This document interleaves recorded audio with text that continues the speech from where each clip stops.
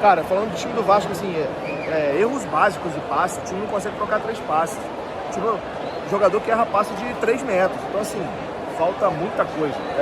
Falando de campeonato brasileiro, assim, esse time, esse elenco hoje, é muito difícil imaginar que consegue sair ali da zona do rebaixamento com essa pressão que tem.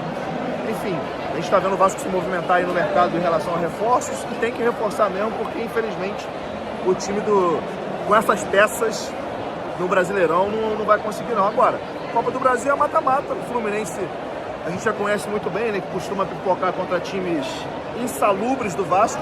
E hoje o Vasco, mesmo tendo um time pior tecnicamente do Fluminense, acho que o Vasco esteve mais perto da vitória do que a equipe tricolor. Talvez a chance mais clara do jogo tenha sido a não cabeçada do Tietê, né? O Tietê ali, o cruzamento do PH era só escorar para dentro do gol, ele não conseguiu. Talvez ali seria o gol da vitória. Mas é isso, tudo aberto aí para quarta-feira. E parafraseando aqui Led Carmona, na quarta-feira eu espero mais um jogo insuportável, porque é isso que o Vasco vem entregando. Mas acho que dá para passar. Né, o Fluminense hoje não demonstrou absolutamente nada, né, de positivo. Eu acho que, né, foi um jogo muito mais, né, da parte física hoje do que parte técnica, tática. Né, eu acho que o empate hoje, né, é um resultado que para o Vasco é melhor. Eu acho que o Vasco hoje, não vou dizer que o Vasco é favorito, não vou falar que o Vasco vai se classificar, né, com tranquilidade, mas eu acho que o resultado hoje que a gente está vendo algumas evoluções. É óbvio que a gente está triste, que o Vasco não está jogando bem, né, que o time ainda não é o time que a gente quer, mas está chegando jogador, irmão. Está chegando o Sousa, está chegando o Franco Colide, está chegando o De Ossa, estão chegando peças. E se o Vasco conseguir passar pelo Fluminense, a gente tem que lembrar que na próxima fase, nas quartas de final, o Vasco já terá as contratações em campo. Então a gente tem que torcer muito para o próximo jogo, né, a gente evoluir, né, principalmente ofensivamente falando. Né, a parte ofensiva do Vasco ainda deixa muito a desejar. Né? O Vasco ainda é uma equipe, ofensivamente falando, cara, que não entrega, que não consegue, né, ser organizada. Né? Praticamente o Vasco joga com um jogador na parte ofensiva, que é Carlos Andrés Gomes. Né? O Vasco tem um jogador ali que puxa contra-ataque, que tenta ali fazer as jogadas mais importantes, que é o Carlos Andrés Gomes. Então, o Vasco da Gama, com o técnico Pedro Emanuel, vem melhorando muito no quesito sistema defensivo. Isso é algo que tem que ser elogiado o trabalho do Pedro. E hoje, novamente, consegue sair de uma partida sem levar gol. Isso é muito bom. Só que tem coisas que o Pedro Emanuel não tem como fazer.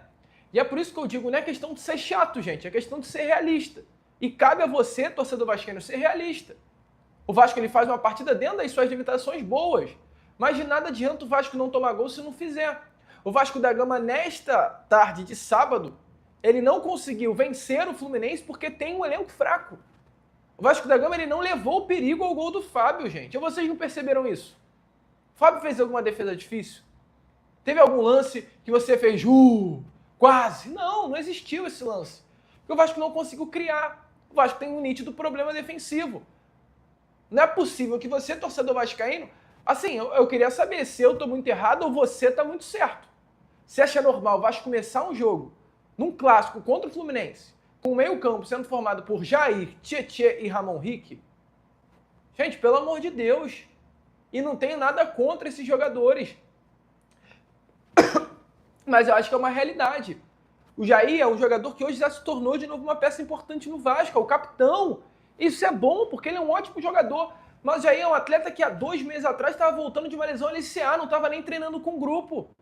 E se esse Jair, que há 2 meses atrás não estava treinando porque estava machucado, hoje é titular absoluto, gente, tem algum problema aí.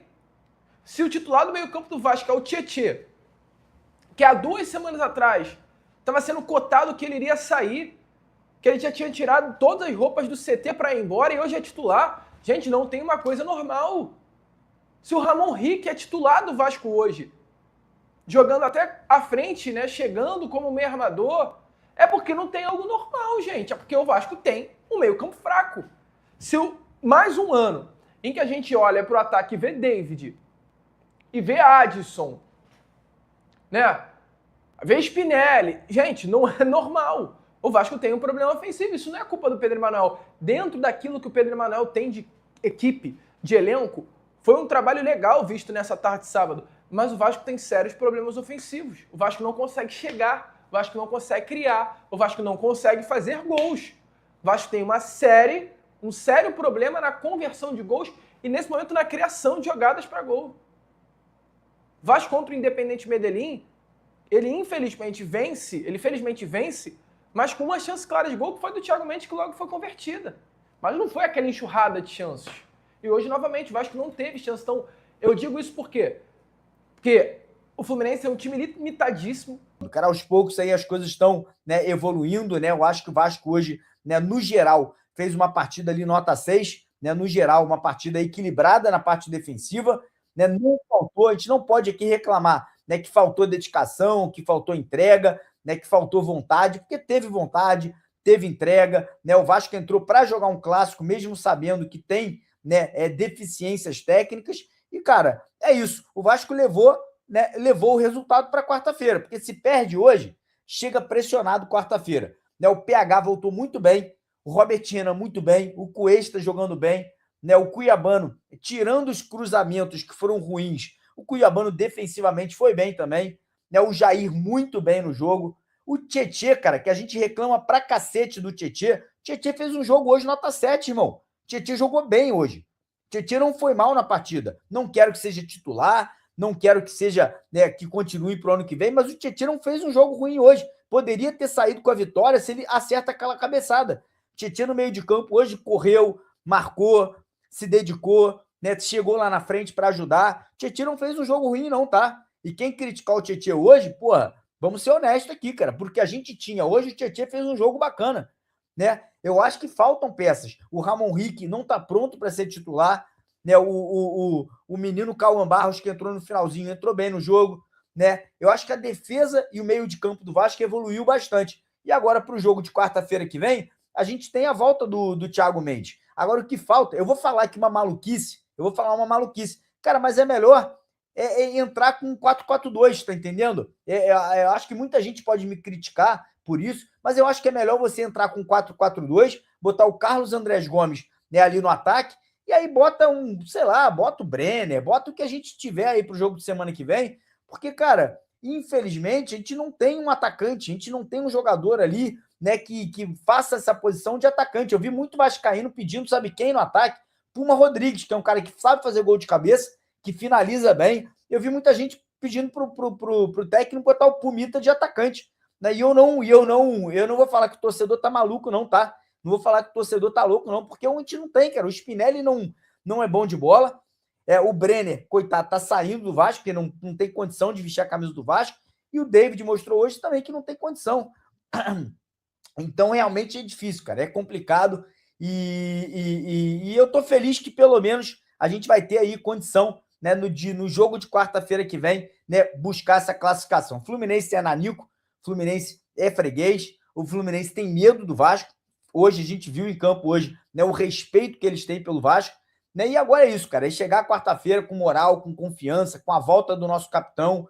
Né? O Vasco que já vai ter contratado jogadores que não vão poder jogar quarta que vem. Né? Não pode você botar o Sousa, o Deossa, ou enfim, quem o Vasco contratar até quarta não pode jogar, mas eu acho que eleva, né, a moral, eleva a confiança, eleva a autoestima, eleva aí nessa busca por essa classificação aí para a próxima fase da competição.